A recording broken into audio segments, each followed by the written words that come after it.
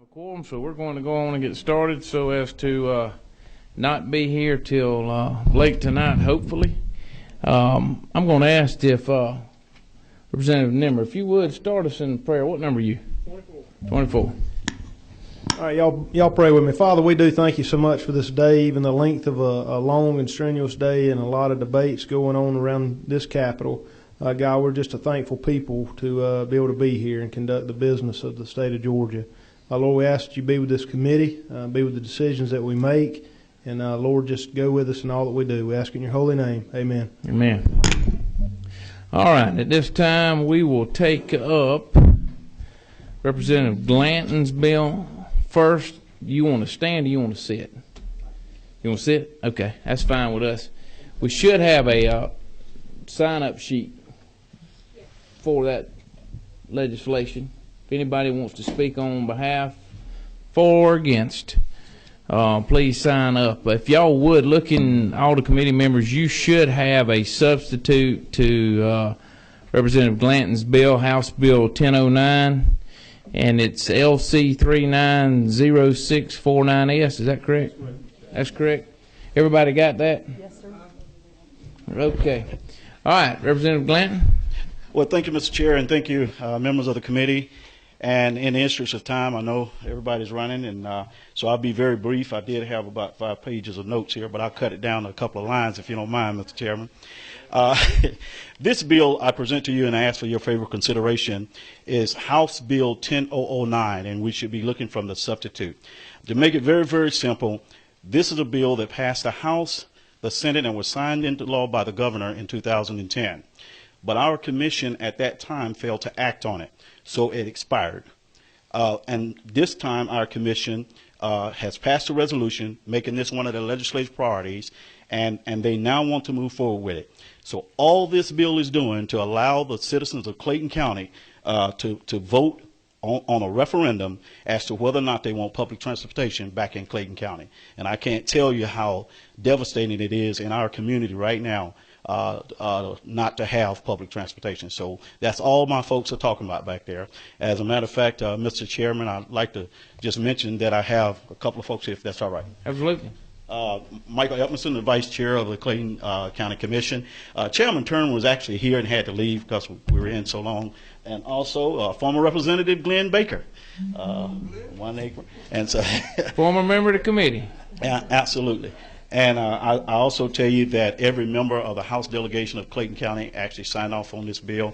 And the only change we have from current law, you can find it in line 39 and actually 39 through 41.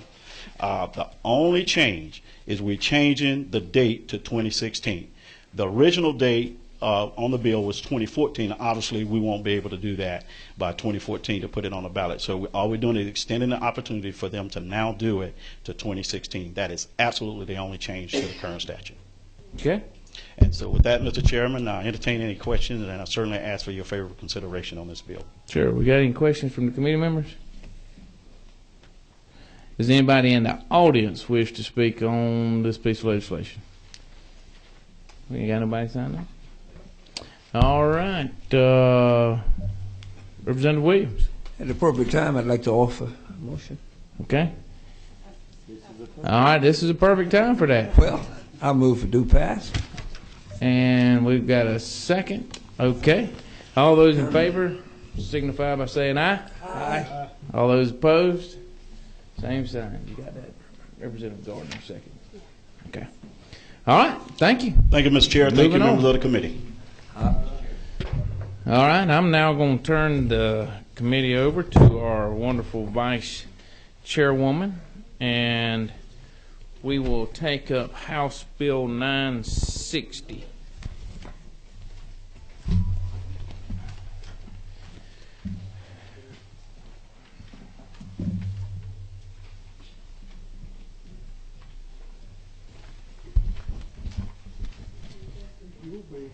Hey, sweetheart.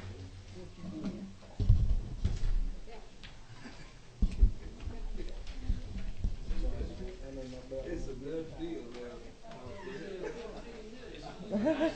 we started at 16. Okay. We'll have a sign-up sheet.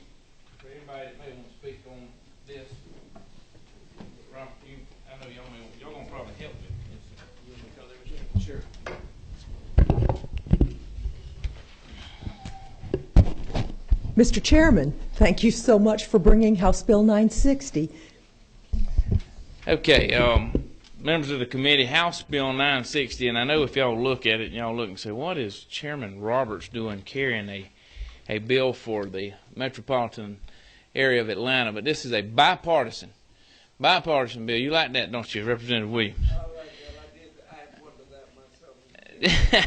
Well, I wondered the same thing about it myself when they first come and talked to me about it, and actually probably Representative Gardner may know more about it than I do, to be honest, but I agreed to carry it because I thought that it was something important. As most of you know, when you talk about the belt line that goes around to Atlanta, most of you, I don't know if you've ever seen it, we've got a picture of it here. We don't have a copy for everybody, but I'll be glad to circulate it around. This bill, I want everybody to understand, it's talking about the city of Atlanta, okay? We're not talking about outside of the city. We're talking about inside this belt line. So I know there's some questions all the time whenever you start talking about transit and anything like that, especially up here in the metropolitan area. Sometimes it can get a little hairy, but what this bill does is it basically will allow for them to expand inside the beltway. It will give them the ability to go in and negotiate contracts. It gives them the ability to be more efficient, more effective, and be able to accelerate the delivery process within that belt line for projects that may come up. And if you look through it, you can see that when it talks about the bill, it talks about throughout there, it talks about surface transportation, it talks about improvements and everything throughout the bill. And a lot of it, I know it's a long piece of legislation, but it's actually, it's got a lot of stuff in there. But simply what it is a bill to allow the streamlined process of that belt line for them to go in and expand and to be able to get projects done quicker and cleaner and faster. Now, the day's long, so I'm going to stop there. Any questions? Or do you want to say anything? Only that we thank you, Mr. Chairman, for taking on this legislation that will help the belt line. Very good. Are there any questions from the committee? I see number 2, please. An authority to do this, or what are we? You saying that it gives them power? Who is it? Who's them? Representative Prince, it adds powers to existing agency, urban redevelopment agencies, which in this case is Invest Atlanta and the Atlanta Beltline Incorporated. It simply adds surface transportation projects to the list of things they're authorized to do. It doesn't create any new government agency. Okay. Thank you, Mr. Prince. Mr. Williams. Thank you, Madam Chair. Former Chairman Roberts.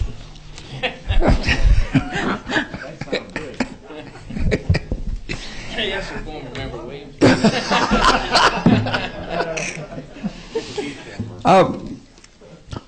I'm not convinced. I'm struggling with this.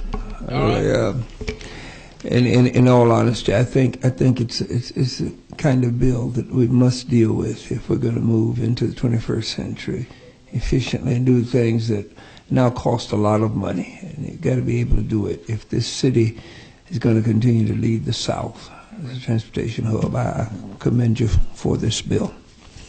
Thank you. And Ms. Gardner. Thank you very much, Madam Chairwoman.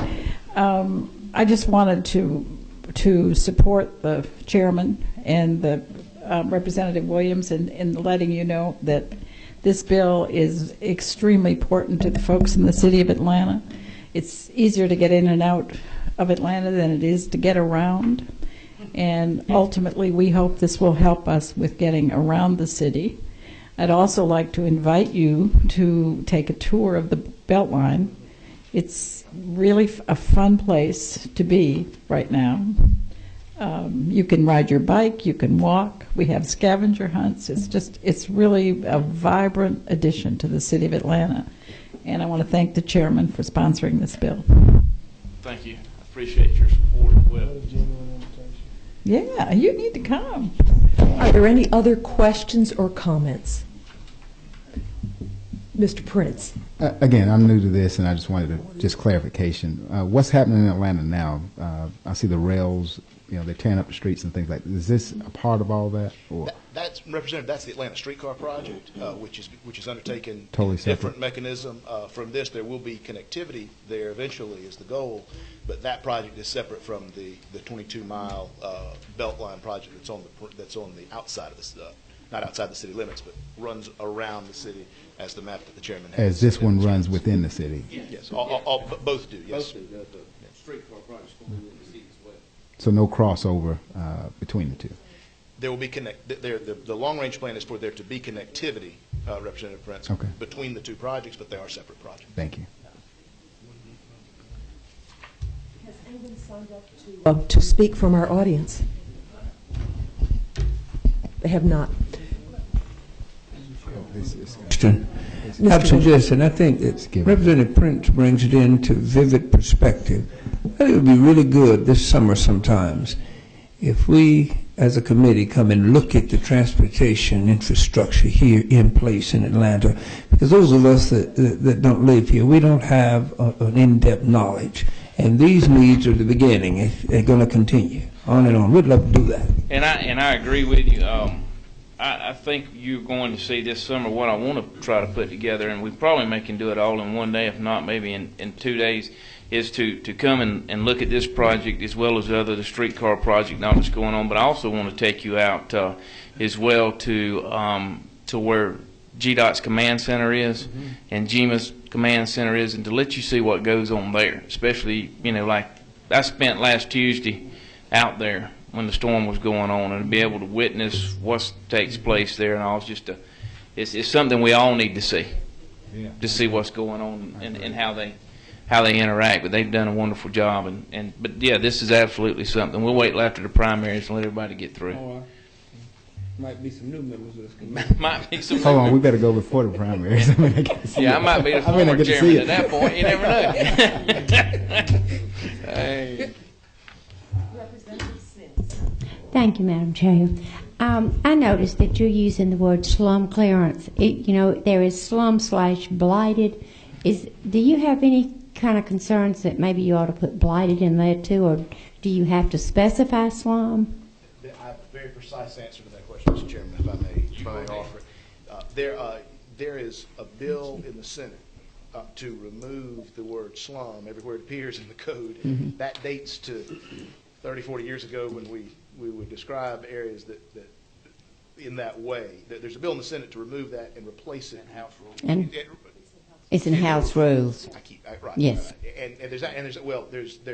There's also a Senate Bill 374 that does the same thing that bill 833, I think, Madam Chairman, is that bill. Yes. What the reference in this bill is that without regard to whether it's a slum or a blighted area, the reason that we said that in this bill was that in case neither of those bills pass, we still come out from under the operation of those older provisions that talk about a slum. That's the only reason that word appears in this language. Well, I believe that in the federal, if you're ever going to draw down federal funds, also it has slum/blighted. So I didn't know whether perhaps you wanted to include that. I'm just stating it. We've stated that for purposes of exercising the new powers in this bill, we won't force the affected local governments to declare an area a slum, which is something obviously the local government. Thank you. Thank you very much. Yes, ma'am.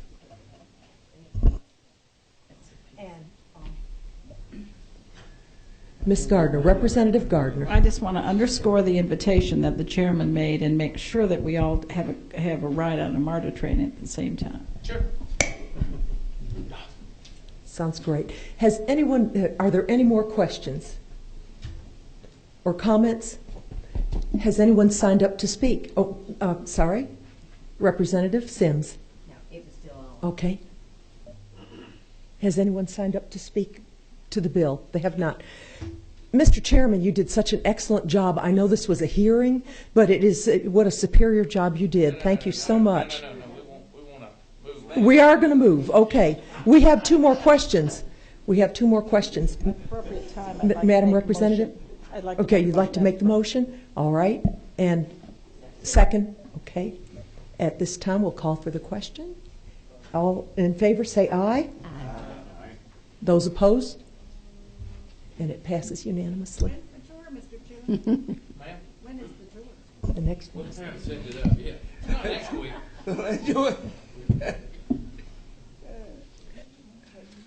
Now we're going to have the... Now we're going to have the next one, and it's House Bill 955.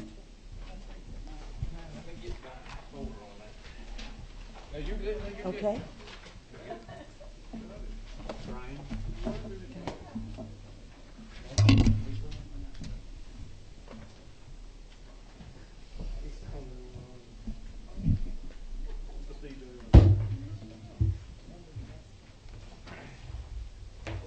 I hear a little bit of comments over here about singing. It's absolutely not true. Okay. Oh, thank you so much. Are you ready, Mr. Yes, Chairman? ma'am. 955. Thank you so much. Thank you so much, Madam Chairwoman. This 955 is a bill today that we're going to have a hearing on, and I want to preface everything before I start. Really and truly, this legislation is very broadly drafted for one specific reason. I think that we need to have some discussion on local sales tax dollars being spent on transportation that are charged on motor fuel. And so it's drafted in a very, very broad way as to start that discussion. I have talked with GMA, ACCG, and them and told them this is no way an attack on them. This is something that I wanted us to talk about and to start having the discussions. To give you some examples of what I'm talking about, if you look, there are 39 states in the United States that does not allow for local taxes to be charged on motor fuel. There are some states, Alabama, Mississippi, Nevada, New York, and Oregon, that allow for a local excise tax to be charged on motor fuel. Local sales tax, of course, Georgia, California, Virginia are states. And then that allow both the excise and local, to just give you one, Florida. So if you look at our border states, Florida and Alabama allow for a local sales tax or excise tax to be charged on motor fuel. North and South Carolina, Tennessee does not. Florida actually just passed and changed over to where they allow both the excise and the sales tax. I think that we need to look at this for the future. I mean, we talk about at the state level a lot of times how we need to start being more reliant on ourselves and not looking to the federal government, because we don't know what they're going to do up there. And that's not an attack on Democrats or Republicans. They all right now are messed up there. And a lot of times we talk to our local governments, when you hear them, they want to start being more local control and not so reliant on the state. And so I think this is a way that we can start having the discussions where maybe the locals can now control their own destiny. They will now have this revenue to spend on transportation. To be honest with you, I believe that a lot of your local governments probably would already come underneath this piece of legislation. In other words, what we're trying to say in the legislation is that the motor fuel tax dollars, or the sales tax you collect locally off of motor fuels tax, spend it on transportation locally. That's what we're trying to get at. I believe, or an amount equivalent thereto. I believe that several of our counties and probably cities in this state are already doing that. The question is, how many are or how many are not doing it? I've got some figures down to give you kind of a breakdown. We in the state put about $122 million into LMIG dollars. If you look at our budget, that's what we've got put into LMIG, which all of you may know. Representative Prince, I know you're new, LMIG is Local Maintenance and Improvement Grants. And we put $122 million into that in the budget. The local sales tax collected off of motor fuel is $518 million in this state. That's a lot of money, and I just wanted to start having a discussion with our local governments on how can we look at this going forward. We all know that we've got to put more money into transportation. We've got to figure out how do we get it there. Where does it come from? T-SPLOST passed in 3 regions. It didn't pass in the other 9. So how do we infuse more money into transportation? And this was one thing that we started looking at to try to say, okay, maybe this is a way to accomplish that. As I said earlier, I am no way, shape, form, or fashion going after GMA and ACCG. That is not what my intent is with this piece of legislation, and I've made that clear to them. And we have had some good conversations, and I think you will hear from them today on this legislation as they talk about some of the things that they're looking at. They will explain more as well as far as their tax structure and a lot of times what those local pennies that are collected are dedicated to as well. This legislation, as you see, is 2 pages long and basically changes 3 lines, or a page and not even hardly a little over a page. In my opinion, if we could come to a consensus down the road, this piece of legislation would probably be very thick by the time you went in and touched all the different sections within the code that you would have to have this legislation to be able to come through. Probably the way it's written right now, somebody could argue that it's not constitutional, and I could probably say I don't necessarily disagree with that fact. But there again, I wanted to start the discussion, start the debate as we move forward. If we have this summer, when we may come up and go through the belt line and ride MARTA and go out to the command center, you know, it may be that we have some more discussion at that time with some hearings about hearing from the local governments as they start to look at this and get their data as well. Madam Chairwoman, I'd be glad to answer any questions any members might have, but also I'd like to hear from some that's here today from GMA and ACCG and our local governments and what they have to say, if it's okay with you. Excellent, Mr. Chair. And we have a question already from our committee from Let me defer. Mr. Williams. From them. Sure. Okay. Yeah. All right. I'll ask later. Well, Tom. Welcome, and we all know you, but if you don't mind introducing yourself again. Thanks, Chairwoman Clark. Thank you. My name is Tom Gale, and I'm with the Georgia Municipal Association. And Chairman Roberts, I commend you for bringing a bill that doesn't take us a whole lot of time to read, unlike the previous bill you sponsored up. This is a simple bill, but I would contend it's a very complicated discussion. And the way we're treating it, as Chairman Roberts said, is not. We're not looking at this as any kind of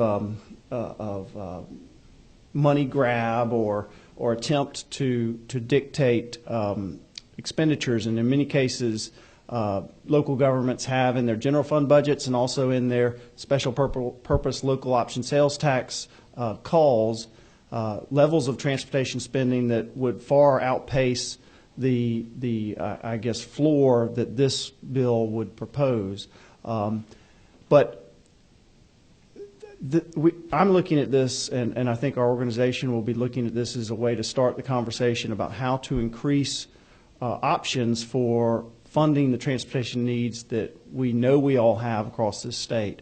If the Transportation Investment Act process across the state in the 12 regions showed us anything, it's that when local officials are asked to come together and make tough choices on how to fund transportation in their areas, they can do it. And no better example than the fact that not a single regional transportation roundtable ended in a gridlock.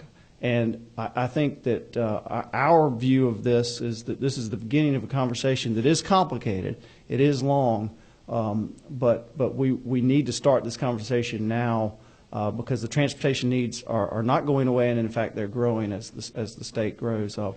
I think that we will start working on some research to find out specific information about the levels of local government transportation expenditures. It's not easy, though.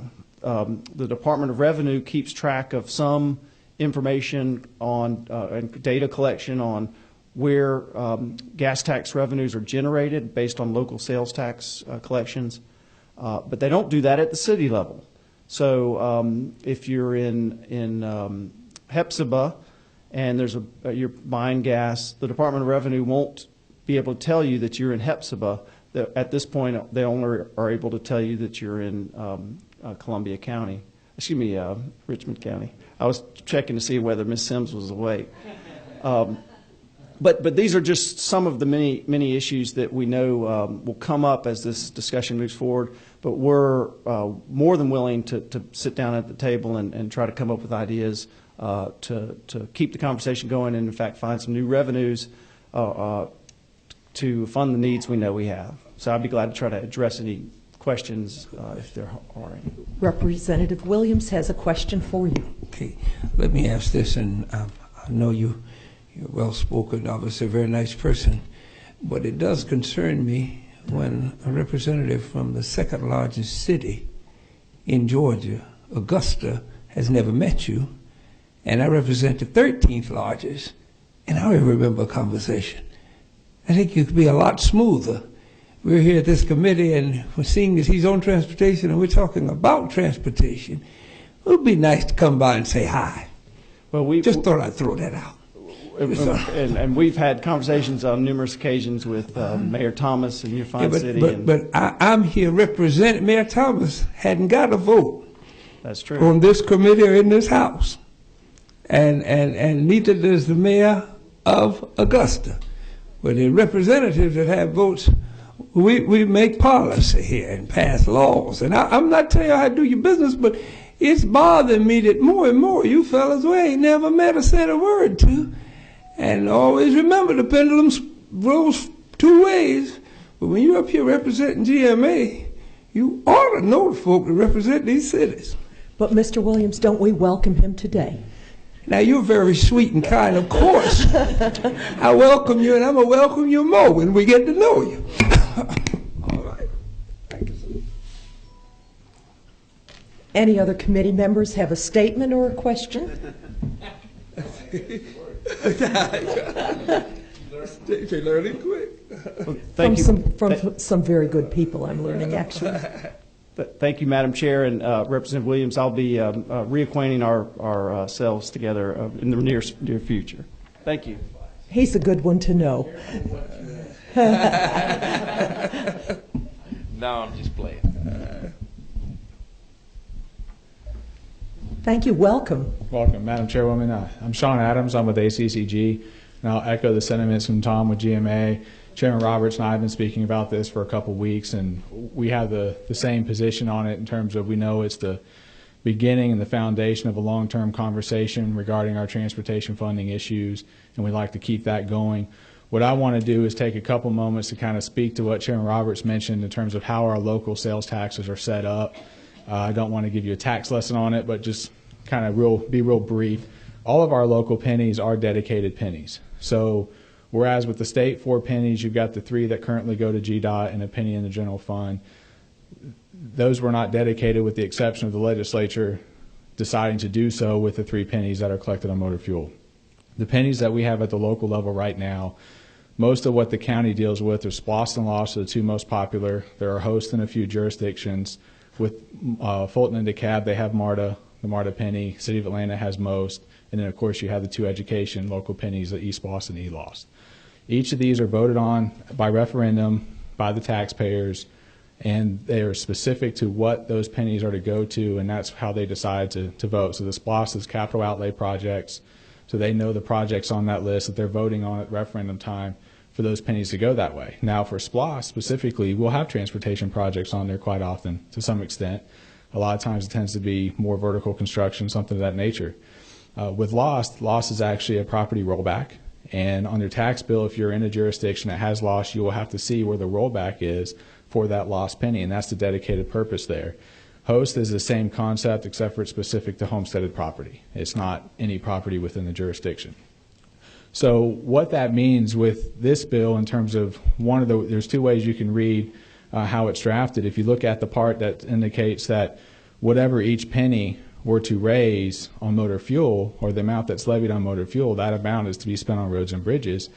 The complexity you have in that scenario is, since all these pennies are dedicated, you would really have to go in and to address, and in some cases amend the Constitution to be able to dictate that that portion would be to go to motor fuel.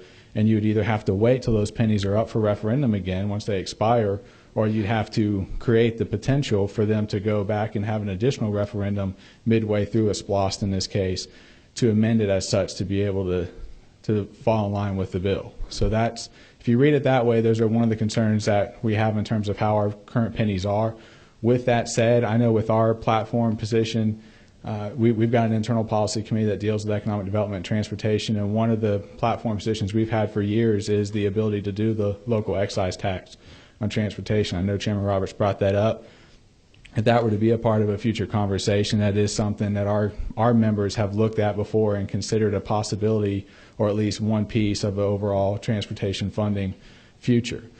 The other side, if you look at it from the standpoint of maybe not so much that each penny, whatever you levy on each penny on motor fuel, is to directly go to it, but you look at the proportion. So if you say 10% of all the jurisdictions' sales tax were actually generated on motor fuel, then 10% of your general fund is to go towards transportation in terms of roads and bridges. You have some concerns there. If you take the education pennies or the MARTA penny, that on the education side, the school boards are actually the taxing authority for the eSPLOST and eLOS, so those don't actually come through the county from a BOC standpoint. And I know Chuck was here earlier, I don't see him now, but from the education side, there's well-founded case law and everything else with regard to the eSPLOST and their ability to use that on transportation projects and the fact that they cannot. So there's the issue on that side. If you look, MARTA is a limited scope, but DeKalb and Fulton are actually the taxing authority for the MARTA penny. However, with the exception of the admin fee for collecting it, the entire proceeds of that penny go to MARTA. So therefore, to ask DeKalb and Fulton to have to spend, say, 10% of what was collected on motor fuel for the MARTA penny on roads and bridges when they actually didn't receive any of those proceeds would be an issue that would have to be worked out as well moving forward in the future. And lastly, with regard to that, my understanding is some of the early data that GDOT has on this issue is for most counties or most jurisdictions, it's roughly 10 to 20% of their sales and use tax is actually collected on motor fuel. And there are probably many cases where our local jurisdictions are currently spending 10 to 20% of their general fund on transportation already. There may be some that are not. But with that, if you just look at a percentage mechanism and you take a Butts County who is on the interstate, they're actually disproportionate to the average. They're roughly 50% of their total sales tax comes from motor fuel because of where they are. Now, that doesn't mean that they have that much greater of a road and bridge need within the county. They just happen to be positioned on an interstate where they have truck stops, things of that nature, so they're selling a lot of motor fuel. And actually, the roads that are running through there with the highway system are more from the federal level than actually county maintenance level. So those are some of the little things that we'll want to look at moving forward in terms of having a conversation and looking at trying to dedicate or further dedicate what is already dedicated at the local level, specifically to transportation. With that said, we have been very proactive in working with the chairman, with GDOT, and other stakeholders on this matter, and look forward to continuing to have this conversation and finding a solution to Georgia's transportation. Any questions from our committee members? Thank you so much. Thank you. Madam Chairwoman, and ladies and gentlemen of the committee, I would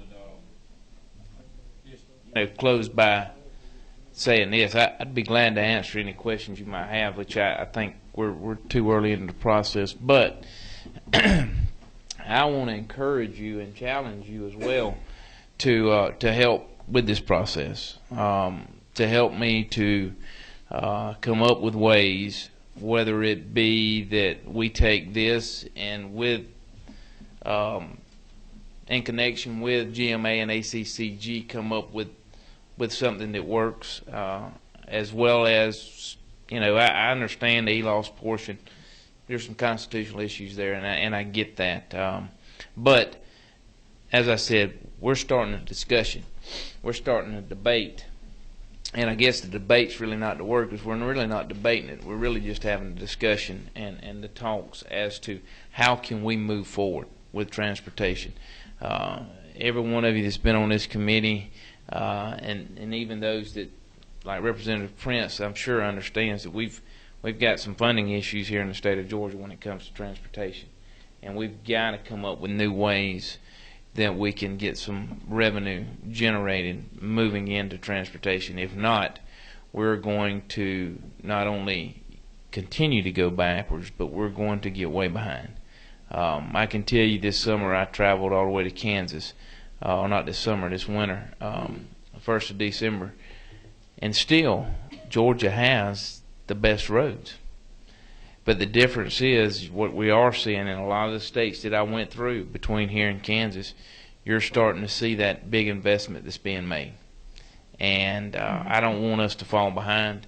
I want us to continue to be one of those leaders that when you talk to people that's been through Georgia, that they all talk about how great the roads are here. And we do have a good road system, but we've got to continue to try to find ways to be innovative, to be proactive, to find ways to generate revenue toward making sure that we keep and operate the system that we have in Georgia today. And so from that, I am open, willing, and able to have any discussions that you have or want to have, or any ideas that you may come up with for us improving our transportation system. Representative Garden and I have had numerous conversations over the 12 years that I've been up here on transportation and other issues. So I encourage you, it's not a metro versus a rural, it is a Georgia issue, and it is an issue that we've all got to understand. I know a lot of times we get caught up into, well, you're from the rural part of the state, I'm from the metropolitan part of the state. And transportation is different depending on where you're from. Here in the metropolitan area, it's about getting a person from point A to point B in a reasonable amount of time. And we know that. Down in the rural parts of the state, or up north in the rural parts of the state, it's all about getting a product from point A to point B. It's about industry and business and jobs. But at the end of the day, it's about what's best for Georgia overall. I have been attacked, and I'm okay with that, on the T-Splice, about the regional concept. But I say this to you, it doesn't matter if you 4-lane through one county and you've got a 2-lane highway on each end. Yep. It does you no good. You've got to think, and we've all got to start thinking, not about just us, but what's best for us as a whole, as a state, and thinking outside of our boundaries in our districts in order to improve transportation. And with that, Madam Chairwoman, if there's any questions, I'll be glad to answer them. You do have one more, and I would like to first applaud your efforts with this hearing, because we are so spoiled with the leadership that we have in Georgia. People need to drive through Delaware, and they need to drive through some of these states that are not like us, and we need to keep it that way. Representative Gardner. Thank you very much, Madam Chairwoman. I like saying that. I just wanted to applaud the chairman. I share his concern about how important it is for us to find ways to increase our options. I mean, from a region that failed to pass the T-Splice, we need to find some new solutions, and I am delighted to hear that you're going to delve into it and see whether we can find some ways to make sure that we can pay for transportation and transit. And I agree with you on the transit piece. Mr. Nimmer? Ma'am? I understand. From our committee or anyone from the floor, this is the time. This is a hearing, and this is a good time to bring up any issues that we have. A good beginning. Mr. Chairman, I guess that concludes this hearing. It does. Any closing comments? No, we will, to let the committee know, though, we will have another meeting. I think it's Tuesday, Reagan. Don't we have it set for Tuesday?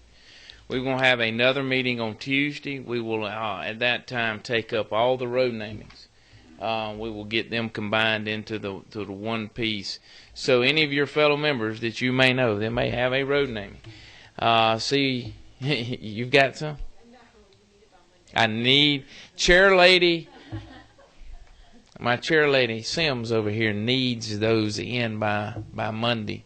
She is the chairman of that subcommittee. So make sure that everybody gets them in, and with the understanding, and y'all also understand this, that if for some reason somebody doesn't quite have it in, then we can always put it on the Senate bill when it comes over. But we would rather have them in the House bill as they move forward. So be looking for that notice on Tuesday as well. We may have to be like today. We may have to meet late again if we run late, but we're going to need to make sure that we get them passed out so we can get them the rules and get them on the floor. With that, thank you, Madam Chair Lady. I think you've done an outstanding job, and I'll turn it back over to you.